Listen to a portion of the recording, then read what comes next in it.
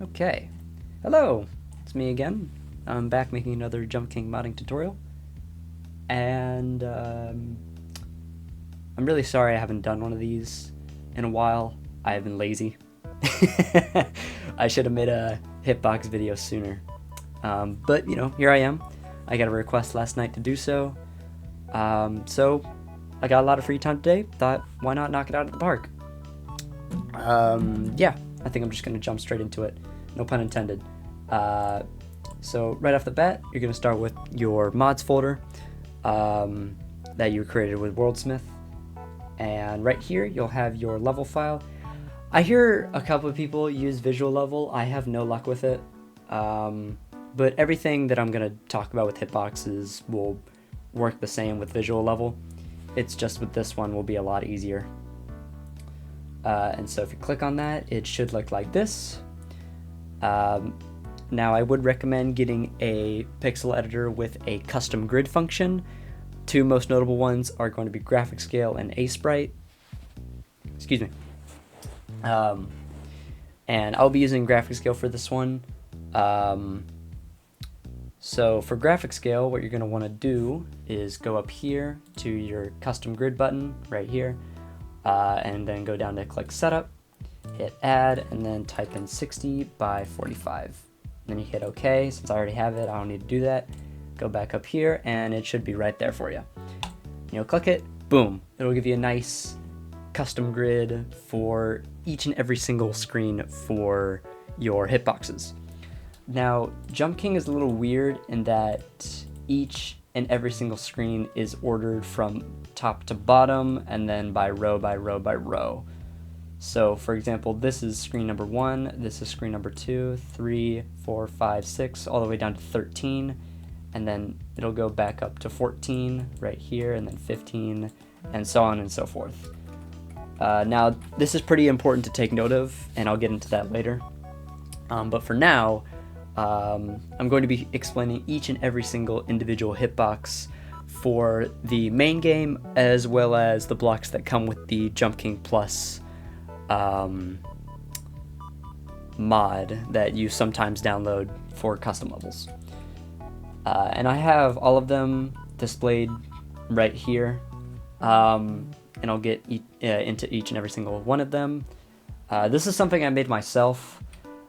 I'll probably include an image of it in the description or something like that with like a link, and I'll get into what these mean. So right here at the top, it's a bit hard to see, you got your basic solid block that the king jumps on, bonks off of, hits his head on, you know, so on and so forth.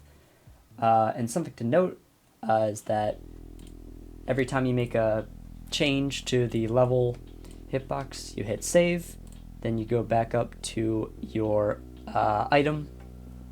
I just named mine tutorial, and then you hit test in game. You click continue with custom assets or whatever it said, and then right here we'll have your custom level. I'm going to keep this open for the remainder of the video. Oh, I forgot to get rid of the snow. However, I'll talk about that later. And so anytime you make a change to the hitboxes, you know, let's say I want to have a platform here, I hit save, then you go back to your Jump King window, hit update, boom. It's as simple as that. It used to be so much worse, I don't even want to get into it. But yeah, pretty easy, pretty basic. Slope blocks, very standard. Other blocks that function very similar to the solid block are the ice platform, the snow platform, that's what this yellow one is. We just make a very sloppy cube, and the sand platform. These are the OG original custom, or not custom, platforms for the main game. They function as you would expect. And you know, they work the same as a slope block does, by just, you know, placing them on the screen, and that's it. Boom, it's in the game. So that's how those work. I'm just gonna kind of put those up there. Now, another thing, I should have said this earlier, sorry. Every different block has their own RGB value, and so when you, if you don't have this and you just know the RGB values, that works too. So for the slope block, it's just 0, 0, 0. For the ice block, it's 0, 255, 255. For the snow block, it's 255, 255, 0. And for sand, it's 255, 106, 0. It's a bit weird, but that's how the devs coded it. Yell at them, not me. So yeah, super basic, simple blocks to use. Along with that, the semi-solid platforms, that's what these are, as indicated by the different shapes and ways that they face. For the upward-facing semi-solid, it's 65, 65, 65. For the leftward-facing one, it's 66, 65, 65. For the downward-facing one, it's 67, 65, 65. And for the rightward-facing one, it's 68, 65, 65. And these all work as you'd expect. The one frustrating thing about this, or about these blocks, is that they are not colored differently when you load them up, so they all look the same.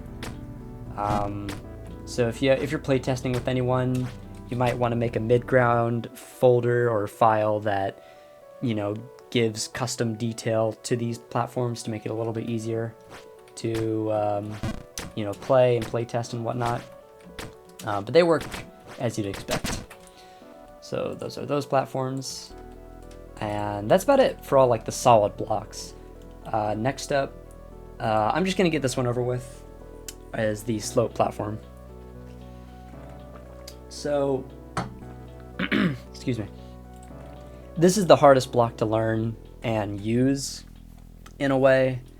It's really weird to learn, but you'll get a feel for it after a little bit.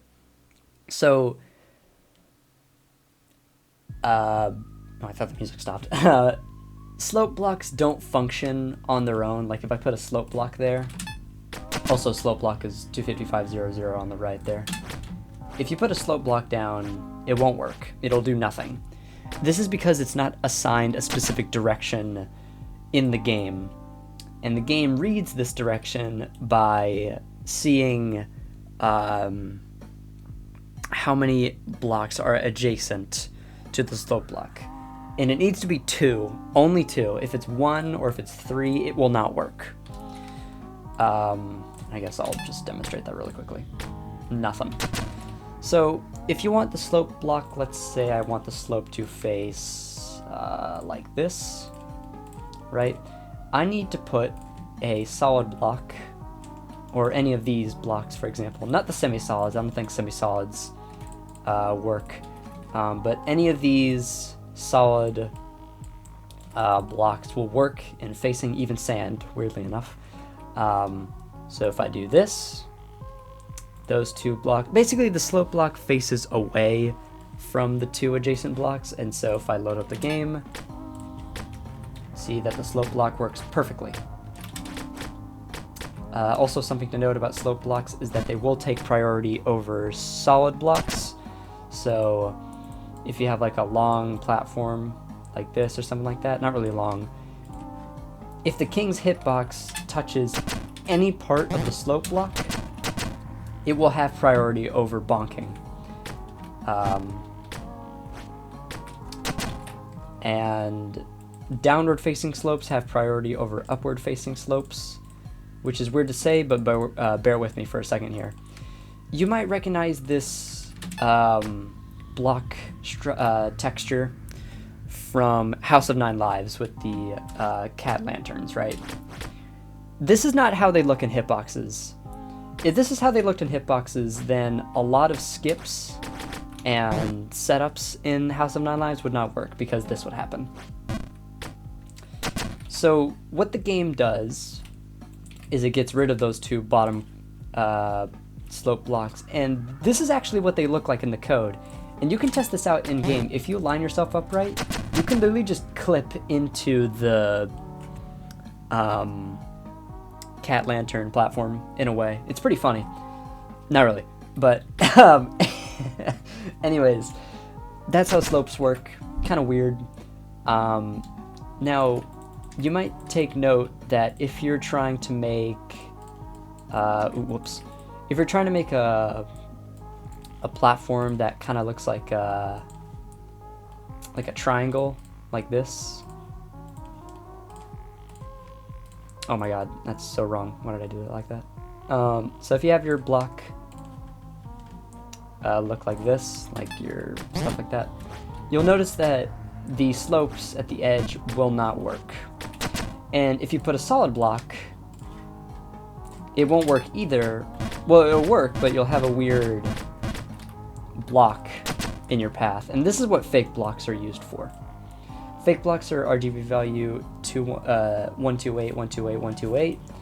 And these blocks are really only used for aligning slope blocks and making them function right. They do not affect the king at all. They will not show up in the game at all. They're just used to make slopes work. And slope blocks will also work with other slope blocks. So if you have a platform that looks like this, this will work just fine. Actually, let me better represent like this. There we go. Boom. It's just a solid line. Now, with slopes that face this way, I would recommend watching out for soft locks, because that will happen. Oh, wait, I did it wrong. There we go. So if they're facing like that, and the king lands on them, they will get soft locked. So, you know, just watch out for that if you can. Next are slope walls and slope floors. Very easy. You just kind of have a line. Very easy, very basic to do. Ow. Now, slope walls will only work when going up. If you kind of like fall into them, you will not slide down. You'll kind of bonk weirdly. Like that. It'll kind of work, but you won't like slide down like you do on the way up. And with slope floors, they will always push you to the left. No matter how you code them, or not code them, no matter how you position them with like a solid line, they'll always be facing left. Now, if you do want to have the king slide to the right in a more horizontal way, then you can have 3 wide slopes, which are a little weird to make, but they work in the end. So let's say I have a platform like this. Now, if you line up the slope blocks like this, it won't work. The king will get soft locked. So what you're going to want to do is you put a fake block in the middle of these, and then get rid of the slope closest to the wall. And then you'll have 3 wide slopes. And they're a bit bumpy, they look weird, but they work. And this also works for slopes that are 2 wide. If you try 4 wide, it won't work. I believe the king will either get soft locked. No, I think they'll just get, like, they'll just fall. Yeah. So, you know, it kind of works, I guess. And this works both ways. Oh, whoops. Boop. Yeah, I don't know what that search function even does. So yeah, works both ways, works great. It's perfect. Kinda, I don't know. But yeah, I think that's about it for slopes. I don't think I need to talk about anything else. Just, you know, always watch out for fake blocks. I've seen a lot of people in the past, they'll make a platform like this and then call it a day and then not realize that these, you know, slope blocks don't work at all. Also, if you make a slope platform, always remember to put a fake block on the edge right there. If you don't, then you'll have a slope block here that doesn't face the right way, unless you want it that way. You know, it's your custom level. You know, do whatever you want with it. I don't really care. Next up, wind. This wind platform is the base game wind. You can put it on the screen however you like. It won't change anything. But it'll make it so that the screen has wind that goes left and right. So this is annoying me. You can do it like that. I think it's easier just to, have one pixel and it works. Or you could have the whole screen be covered in freaking, boom, there you go. Great, I have wind on my screen, and every screen has wind. Great. You can do that if you want. Ow. Just banged my leg. I wouldn't recommend it. Now, when making wind, it's a bit irritating to work with wind because if you have like a white background, like on graphic scale, and you try to have no wind blocks are, their value is 255, 255, 255. If you, do that, you won't see it, but it'll be in the game, right? But, I'd recommend like having another layer like this. This is actually a really nice thing that the, how do you say their name? It's Usagi Yotsumi, I think that's how you say it. Sorry if I butchered your name. It's the Babe of Inferno dev. I believe they made this. And it's very cool. I think they made this. Oh shoot, am I getting that wrong? Wait, whatever. They made this really nice canvas. It's very nice, or not canvas. They made this cool image that gives the screen number for every single screen, along with having a very nice outline. So even if you don't have a custom grid, it's very nicely indicated by these boxes. So it's great. And it also allows me to see wind blocks a lot better. So it's great. I love it. I'll put the link to it in the description. I'll have like a little image link and you can download it. I'll also have this if you want to use it. It's really nice. Also let me just talk about this thing right here. This is like a nice indicator that tells me, let me get rid of the wind real quick. This basically just indicates, a full jump for the king. I believe it's 19 pixels tall. Ow. And so if you do a full neutral jump right there to the T, it's really nice. I use it a lot whenever I have a section that has a one-way block, because I don't like having a one-way block jump, like a neutral jump or something like that, and you don't land perfectly on top of it. Just doesn't feel right. I don't like it because some people might want to like rush a little and like undershoot it to save time. But that's what that is. It's not necessary, but I like it. It's a nice thing to have. Next up, Low-Grav works the same. Oh, I didn't even talk about one-way, the no-wind platform. My bad. It's pretty basic. It's pretty basic. If you're touching it, ow. If you're if you're touching it, then you won't be affected by wind. And if the king's hitbox is touching the wind block, like the no wind block at all, he will not be affected by wind. It's like this singular pixel, boom, I'm not affected by wind at all. It's pretty cool. So that's how that works. And same goes for Low-Grav, which is 128, 255, 255, and water. Low-Grav, water, and one-way blocks. Not one-way, no wind blocks. They function the same. That if the king touches them at all, then they will be affected by their specific effect. So here's Low-Grav, and then here's water. Also, I forgot to talk about this too. If you want particles on your screen, so like if you have a wind block, you need to set it so that the specific screen will have wind. And this is, hang on, let me get rid of that real quick.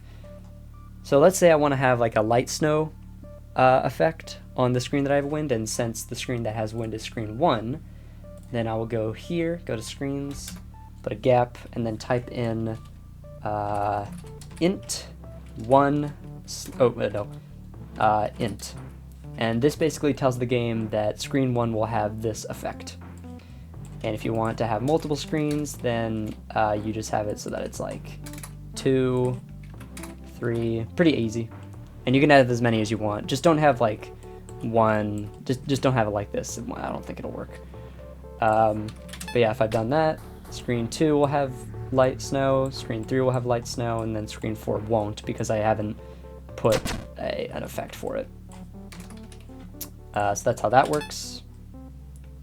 Ow. Next up is Quark blocks.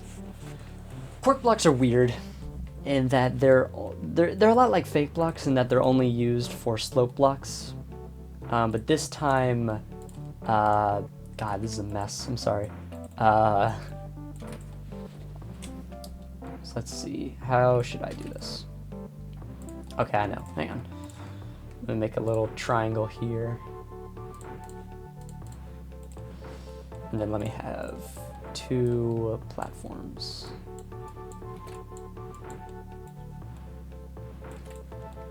Get rid of this wind block. Okay, there we go. So I have 2 slope platforms that are on the edge of the screen.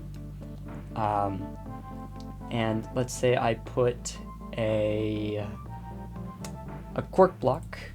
You put Quark blocks like right above the slope on the edge of the screen, like just a couple pixels and it'll work. Let me actually extend this by a little bit. Is that aligned? Yeah, okay. So for the left side, right? Oh, I'm a doofus, I forgot my fake blocks. There we go. Let me just do this real quick so it looks nicer. So what Quark blocks do, I didn't talk about it, sorry. Quark blocks basically makes your falls on the edges of the screen more, excuse me, more consistent. So on the left side here, I don't have a Quark block. Actually, let me move them down a little bit. So let's see. So if I fall like this, if I turn on my coordinates, you can see on my x coordinate, I land at 109 there. But if I fall like this, hang on. Yeah, see, 111. It differs by like pixels, but it can make a pretty big impact. But if I have a Quark block there, I will always land on 333. And note that this only works when the king is moving at maximum velocity, moving downward. So like if I put the king like here, it won't work. Like, yeah, it'll be weird. Yeah, so that's how Quark blocks work. They're very niche, but they come in handy. Always put a Quark block if you have a fall like this, if you want your falls to be consistent. Or don't, and be a weirdo. You're weird if you don't use Quark blocks. I'm just kidding. Next up, these are one-way wind platforms. That's what these are. This is 100%, 200% wind. 100% is like main game speed, and then 200% is twice that. This is left. And this is right. They work the same as the wind block. There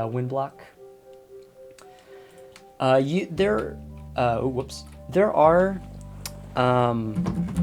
what do you call it? You are able to get wind speeds in between. Like you're able to get 50% wind and 150% wind. I don't know the values. I think they're on the documentation for Jump King Plus. I'll put a link to it. Or not a link, I'll put like a little message in the description on the specifics and their RGB values. Yeah, they're a little weird. But I'll explain them in the comments or somewhere like that. So they're the same as wind platforms, or not platforms, blocks. They just have different values to indicate them being one-way wind, along with their ID, along with like the top one, like the red bar, being changed depending on the strength. So 231 is the maximum. Oh wait, no. Wait, I'm stupid. Wait, how do they work again? You know what? Whatever. I'll explain them later. Don't worry. Okay, here are the last 2 blocks. I'm gonna go over warp blocks first because they're really weird and that you kind of have to trial and error with them. What I mean is, okay, so the RGB value for them is XX75. The reason why I say X is because the hitbox changes depending on, well, it's still the same hitbox, but if you change these two bars, like if you change their values, then the king will be warped into different places. Also, if you don't like the weird warp sound, then you can go into the level information tab, like the item details, and then just type in mute warp transition sound and then click add. And it'll get rid of like that weird warp sound. I'm not a fan of it. You can leave it on if you want. You don't have to get rid of it, but you know, if you want to get rid of it, you can do that. Warp blocks. The top bar is the X coordinate for where the king will be teleported to, and the this middle bar will be the Y coordinate on where the king will be teleported to.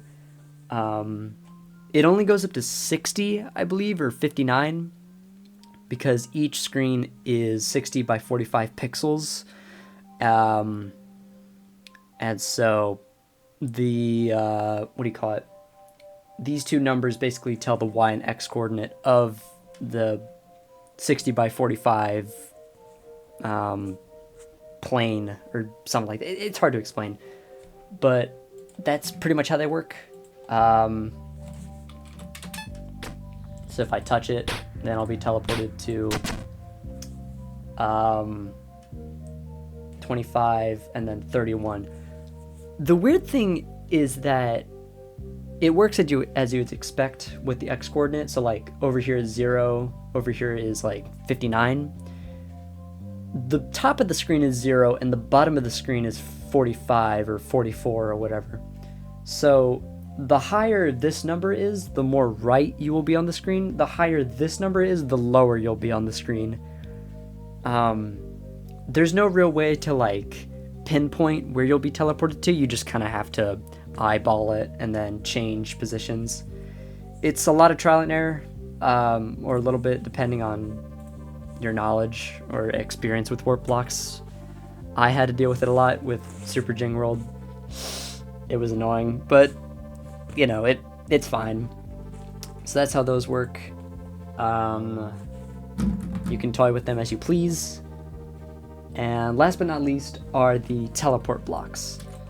Now warp block and teleport blocks sound similar, but they're very different blocks. And here's how they work. So I'm actually going to put 3 different screens here. So this screen is screen 1.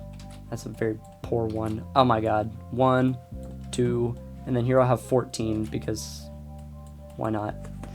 So teleport blocks work similarly to wind blocks, where you just put the block on the screen with the specific value, with it being x0255, with the x coordinate, or not coordinate, with the x value basically being like what screen you want to teleport to. So if I want to teleport to screen 2, then I'll have this value be 2, and I just put it on the screen, and whichever side of the screen I touch, I will be teleported to screen 2.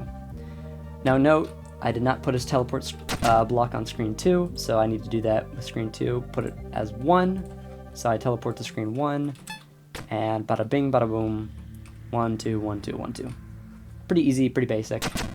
And if you want to go to screen 14, then you just change this to be 14 instead of 1, or instead of 2, and I'm on screen 14.